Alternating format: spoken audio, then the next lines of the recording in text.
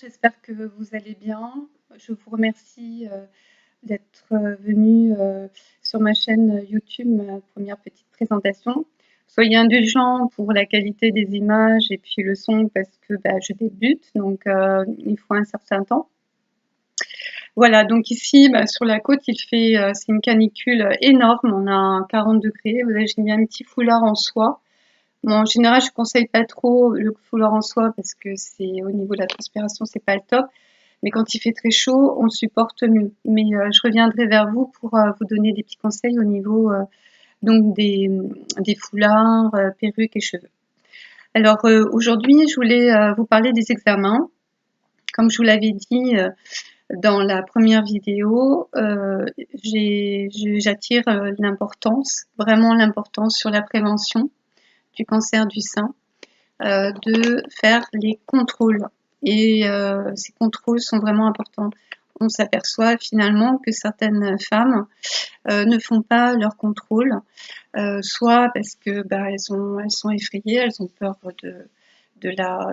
justement du résultat, ou soit parce qu'elles n'ont pas d'informations, ou soit parce que c'est quelquefois la négligence. Et j'attire vraiment l'attention de faire les contrôles, c'est important. De vous palper, hein, si vous, même votre petite amie, votre mari, votre concubin peut vous palper, il s'aperçoit qu'il y a quelque chose de bizarre ou voilà, un petit, comme un nodule ou quelque chose, voilà, un petit truc rond, un peu louche. Il faut surtout pas hésiter et faire un contrôle et vous palpez-vous aussi les seins. Voilà, moi je m'en suis aperçue parce qu'en fait j'avais une boule au sein, comme je l'avais dit dans la première vidéo. Et donc j'ai fait tout de suite mon contrôle. J'avais déjà été opérée d'une première fois, mais c'était pas cancéreux. Mais et comme par hasard, c'est le même sein droit. Enfin voilà. Donc effectivement, donc faites vos contrôles. Donc le contrôle, c'est une mammographie. Ça fait pas mal. Juste que vous avez vos seins qui sont aplatis, on vous appuie pour avoir une belle image. Je vous mettrai donc une vidéo spéciale justement des laboratoires, des radiologues qui vous montreront comment ça se passe. Mais franchement, c'est indolore.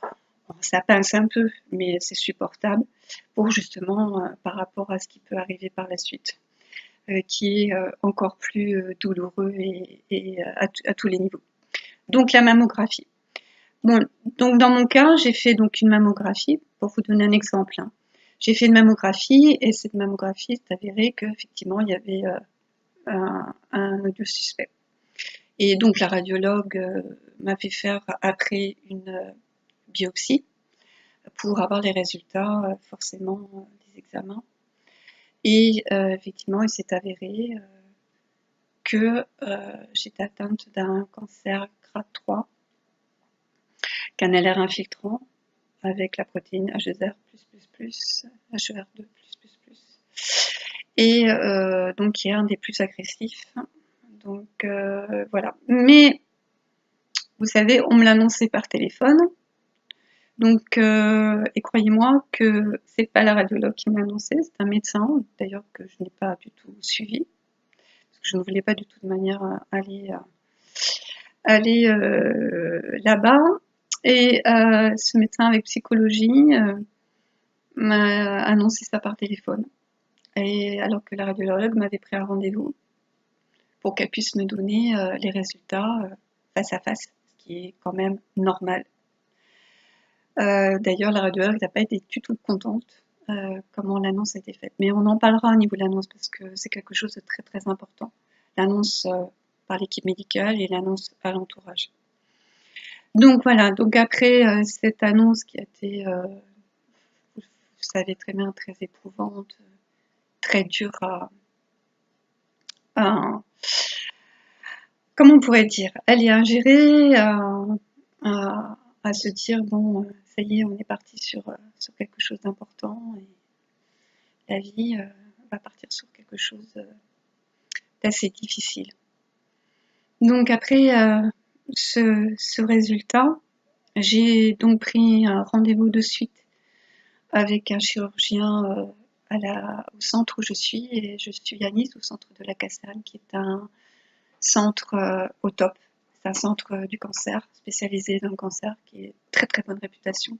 Et je suis très contente parce que l'équipe est au top, l'équipe médicale est au top, les infirmières sont au top. Le chirurgien est au top, j'ai une cancérologue géniale et au top.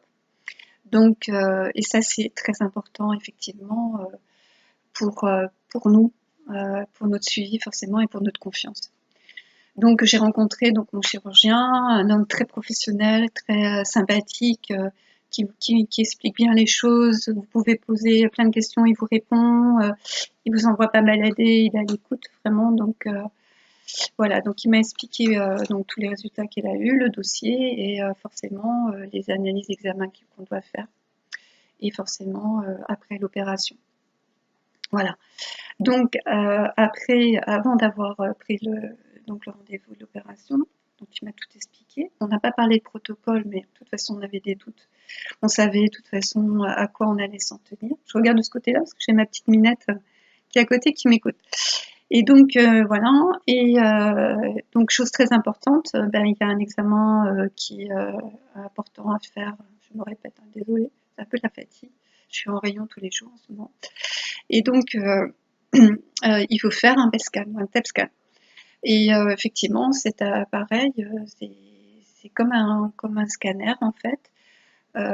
Donc c'est un examen très important puisqu'il doit détecter soit les lésions tumorales ou pour le contrôle des réponses des traitements de certains cancers et d'examens à préciser par l'équipe médicale.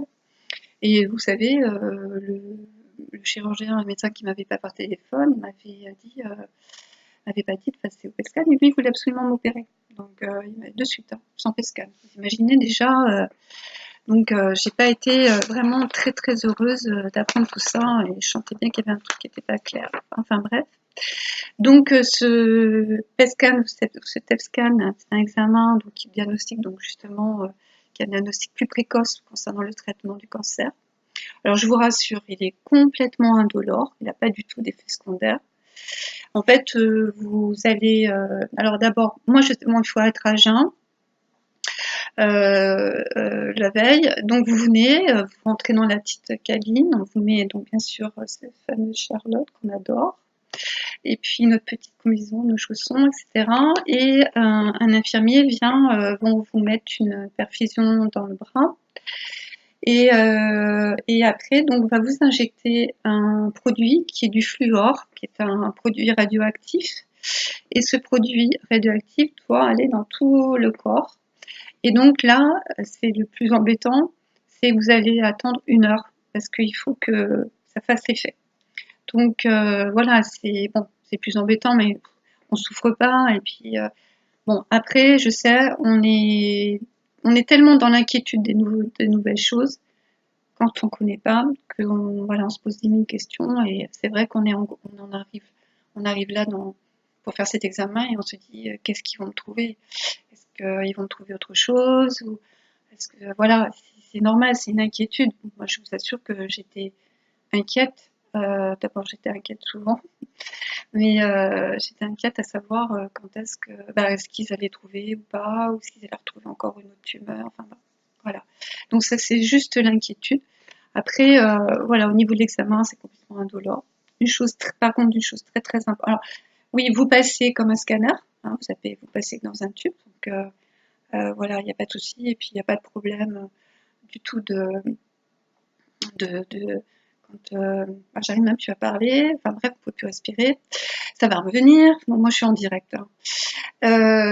Donc une fois que vous avez fait l'examen, donc on va retirer le branchement. Oui, claustrophobe, voilà. Donc il n'y a pas besoin d'être claustrophobe ou pas. Vous voyez, ça revient. Ça c'est les aléas de la chimio. On perd un peu, on cherche nos mots et on perd un peu la mémoire et on répète un peu. Enfin voilà. Tout ça je m'expliquerai après. Donc après l'examen, donc en général l'examen il peut durer entre 15 minutes voire 1 heure, 1 heure et demie, tout dépend, hein. Par contre, ce qui est très très important, sachez qu'il faut voir beaucoup, beaucoup, beaucoup, parce qu'il faut éliminer donc ce produit, parce que c'est un produit radioactif. Et le plus important aussi, c'est que vous ne devez pas être en contact avec des femmes enceintes et avec des enfants. parce que bah, c'est très, voilà, c'est radioactif, donc c'est grave, quoi. Et également, quand vous allez dans les toilettes, pareil, parce que effectivement, vous allez rejeter donc les urines, hein, et les urines, elles sont radioactives, actives, donc il faut faire très attention. Donc il faut prendre soin de tirer la chasse d'eau et de laver systématiquement les mains après, au cours des repas et après. Même déjà, on le fait normalement quand on a l'hygiène, mais surtout aussi ça. Et pareil, voilà, il faut faire très très très attention. C'est pareil dans les sacs poubelles, il faut que vous mettiez dans un sac spécial. Si par exemple vous avez les couches pour des fuites urinaires, des choses comme ça, mais on vous l'expliquera. Voilà. Donc, très attention, moi ce que je faisais, c'est que je n'avais pas de visite, moins 48 heures, comme ça au moins on est tranquille. Mais, allez, pour la petite histoire, forcément ça c'est Véro, Miss Véro avec un peu d'humour. Moi j'avais rendez-vous, on a fait ça le matin, l'après-midi, pardon, j'avais rendez-vous avec la radiologue et je pouvais pas ne pas y aller parce que après, pour l'anesthésie c'était important et j'avais pris rendez-vous. Et puis donc j'attends dans la salle d'attente, donc je fais attention et je préviens les infirmières, parce qu'il faut je les ai prévenues, je dis écoutez, voilà, faites attention, j'ai rendez-vous avec la cardiologue, mais je suis radioactive. Donc elles m'ont dit oulala, là, là, là, là. Ok, donc elles m'ont fait asseoir à côté, et puis d'un seul coup, qu'est-ce que je vois? Une femme enceinte qui arrive, qui passe pas loin de moi. Et donc là, je suis retournée, comme j'attendais qu'elle me prenne pour qu'elle m'amène ailleurs, j'ai dit vite, vite, vite, il y a une femme qui a une femme enceinte, c'est une femme enceinte, pardon, et en plus j'entendais des enfants. Donc ils m'ont mis dans une salle, j'étais toute seule dans mon coin, mais au moins voilà, ça a évité les sérieux problèmes on ne devait pas avoir. Voilà, donc ça c'est pour Pascal. Donc après, donc vous attendez les résultats, on vous appelle ou on vous donne un rendez-vous pour donner les résultats. C'est assez long, mais c'est un examen qui est primordial pour le démarrage de vos traitements ou de votre opération. Alors, écoute, bon, donc moi j'ai eu les résultats. On m'a appelé au téléphone et puis on m'a annoncé une nouvelle, comme quoi j'avais des lésions au foie. Alors là, quand on avait découvert au PET-scan une lésion au foie, que bon voilà, c'était surexprimé. Donc panique à bord, forcément, c'est là on imagine aussi qu'est-ce que j'ai une tumeur au foie, j'ai une lésion au foie. Donc je devais me faire opérer en décembre 2016 et ils ont retardé donc mon opération le 2 janvier et ils m'ont programmé une biopsie du foie et un IRM du foie.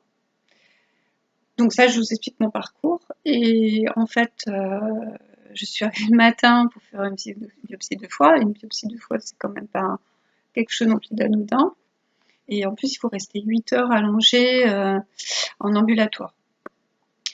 Et quand je suis arrivée, le radiologue qui regarde du côté où il y a le module du foie, il me dit je suis vraiment désolée, je ne peux pas vous opérer. C'est mal placé. Aïe.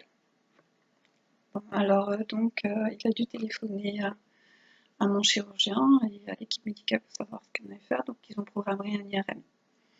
Et l'IRM, il s'est avéré que bon, j'ai un nodule, mais on touche du bois, pour l'instant ça va.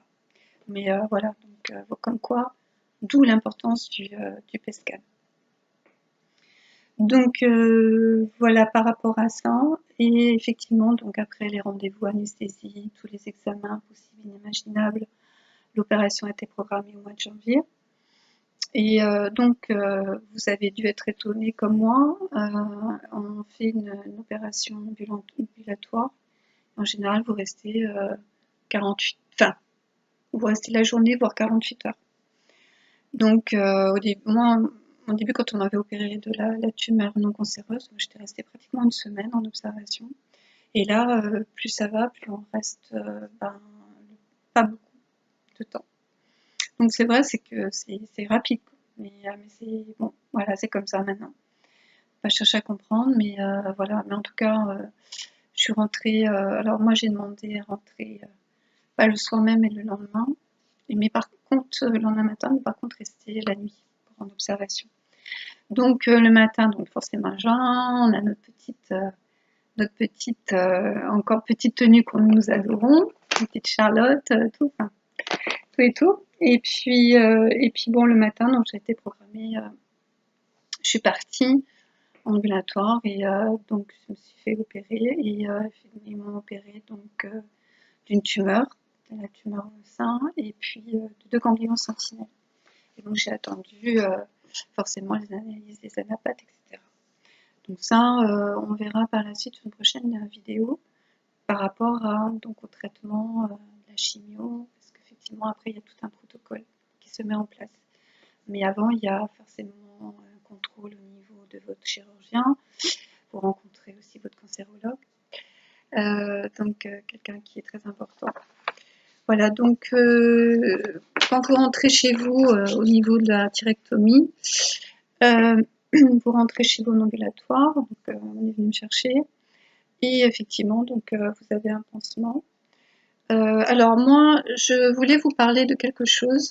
Moi, je suis allergique au pansement blanc, pansement normal, et ça arrive souvent. Et donc les pansements, que ce soit donc pour tout le temps, j'ai un infirmier, c'est un infirmier en chimio, qui m'a parlé du pansement Mepilex. Je pense que vous le voyez, voilà, Mepilex. Donc moi j'ai pris de cette taille-là, parce que j'en avais besoin aussi pour par exemple les chimios, après les chimios, et puis également pour les pansements Herceptine. Donc j'ai pris cette dimension-là. Donc voilà, il se présente comme alors, attendez, hop, il se présente comme ça, il est marron et il est tout doux. Vous pouvez même le mettre. Enfin moi j'ai pas du tout de problème. Il est pas, moi j'ai pas d'allergie avec ça. Donc voilà, ça c'est pour les pansements. Donc vous pouvez, c'est remboursé par la Sécu, donc vous pouvez les demander à l'équipe médicale ou à votre médecin. Mais franchement, ça m'a rendu vraiment service. Donc je vous dis Mepilex. Voilà. Donc après, j'ai eu des grosses douleurs sous le, voilà, vous voyez, je vous montre. Voilà, bon, la petite cicatrice, elle est belle. Hein, on m'a enlevé donc des ganglions sentinelles. Et j'ai eu des grosses douleurs par rapport à ça. Donc j'ai été voir le centre antidouleur du centre qui m'a donné des médicaments. Bon, attention, je le dis, je suis pas médecin, je suis pas infirmière, je me substitue pas aux médecins, je vous donne vraiment des conseils qui m'ont aidé. Voilà, après, je ne veux pas vous demander à vos médecins, et puis c'est suivant aussi vos cas. Hein. Alors attention, j'y tiens vraiment. Et en fait, il s'est avéré que j'avais des problèmes nerfs périphériques, forcément, et ça, je ne savais pas.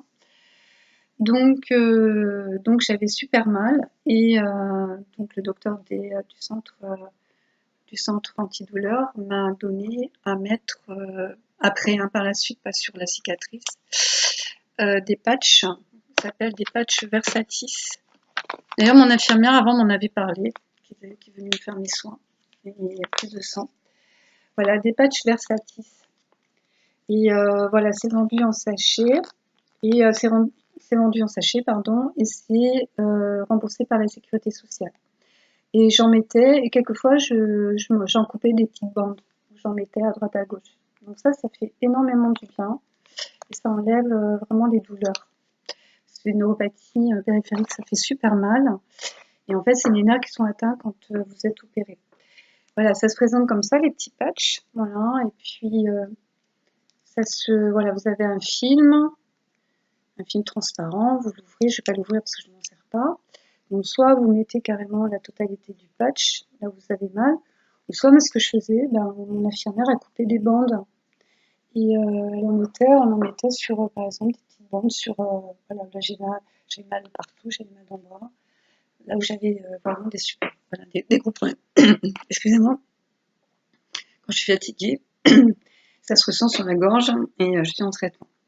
Voilà, ça c'est ce que je pouvais vous dire aussi. Après l'enlèvement des pansements, on ne garde pas très longtemps le pansement au niveau des chirurgies. Mon médecin veut absolument que ce soit à l'air pour que ça sèche. Et puis les fils sont résorbables, donc ça tombe là aussi, là ici. Mais bon, j'ai désinfecté quand même. Mon infirmière me désinfectait et me changeait les pansements. Moi, je les ai gardés un petit peu plus longtemps. Après, donc vous pouvez mettre cette crème qui est géniale, qui est la Lucette. et qui avec de l'acide hyaluronique. Et j'en mets sur les cicatrices. Et ça se trouve en pharmacie, en parapharmacie, et elle est remboursée par la sécurité sociale. Elle n'est pas grasse, elle est douce. Voilà, elle ne tâche pas. Et elle est vraiment, moi, je suis, voilà, je suis accro à cette crème. Attendez, je vais vous la mettre peut-être. Ouais, enfin bref, la Lucette. Et donc voilà, donc elle est au top cette crème. Après, effectivement, il y a un autre produit. Attends, je vais voir si je l'ai, je suis pas très loin. Voilà, c'est caché. Un produit de chez Aven, donc, qui est vraiment génial aussi. C'est ah, vous la voyez pas, c'est blanc. C'est Cicalfate de Aven. Alors, attendez, je vais essayer sur du noir. Voilà. Cicalfate du produit Aven, mais de toute façon, je vous mettrai des liens. Voilà, ces produits Aven, de toute façon, les produits Aven, les produits La Roche-Posay, pour moi, c'est les 2 meilleurs produits. Donc voilà, je mettais ça aussi en alternance sur les cicatrices. Également, une crème La Roche-Posay, je vous en parlerai aussi dans une prochaine vidéo. Voilà. Bon, ça, c'est pas remboursé, je vous dis franchement. Bon, ça, c'est un petit échantillon. Après, vous avez la grande pommade. Là, j'en ai presque plus. Voilà, bah, écoutez, j'espère que tous ces petits renseignements et informations et conseils vous aideront. Ce qui est important, c'est le repos. De toute manière, que ce soit on démarre parce on est fatigué et puis il faut se reposer de tous ces examens, de toutes ces inquiétudes, de tous ces tracas, de tout, voilà, on n'arrête pas et ça défile. L'opération, il faut vraiment se reposer parce qu'après, ben, quand vous êtes conscient du protocole et que vous avez les résultats, les anapathes, et ben vous enchaînez. Et moi après, j'ai eu donc la pose du DVI et ça, je vous en parlerai par la suite. Et puis le pansement, c'est le chimio. Ah oui, j'ai oublié de vous dire aussi, pour les neuropathies périphériques qui font mal aussi, moi, le centre antidouleur m'avait donné du Laroxine et j'en prends 5 ou 6 gouttes et je continue à en prendre pendant tous les jours, tous les soirs, parce que ça on s'endort, hein, donc il faut pas en prendre la journée. Voilà, c'est déconseillé. Donc voilà, donc n'hésitez pas donc à me poser des questions, si je peux vous répondre. Mon blog va bientôt être ouvert, donc je vous mettrai un lien. Donc j'espère bientôt vous revoir et j'espère que surtout elle va vous aider ces vidéos, parce que moi je vous dis franchement, j'ai pas trouvé ce que je voulais souvent. Après, j'ai eu quelques petites vidéos qui m'ont aidé, quelques tutos. Après, il faut dire que voilà, l'équipe médicale vous dit en gros, et ce qui est tout à fait logique aussi, et ne vous dit pas tout, parce que ils veulent pas non plus vous inquiéter non plus. Mais on a besoin, nous, entre nous, de nous donner des petits coups de pouce, des petits conseils, et pour notre vie, pour notre hygiène. Moi, je vous dis franchement, reposez-vous, prenez le temps, pensez à vous, parce que c'est un moment qui est long, qui est difficile, et je sais que c'est pas évident, mais il faut essayer de sourire, et c'est comme ça qu'on le vainc. Moi, je lui fais un petit pied de nez à ce crabus. Alors moi, comme je suis dans la protection animale, j'aime pas dire crabe, donc voilà, je vais essayer de l'appeler autrement. Mais voilà, écoutez, je vous embrasse, je vous souhaite beaucoup de choses. Toutes mes pensées sont pour vous dire courage. Moi, j'ai un peu de mal à dire courage, parce que j'en ai marre d'entendre courage actuellement et tout le temps, parce que c'est pas la faute des gens, mais courage, on est obligé de toute façon d'y aller, on n'a pas le choix. Donc voilà, et après tout ce qui est articles, les liens, etc., vous trouvez aussi sur mon site. Voilà, écoutez, je vous dis à très bientôt, prenez soin de vous et faites vos contrôles. À bientôt, au revoir.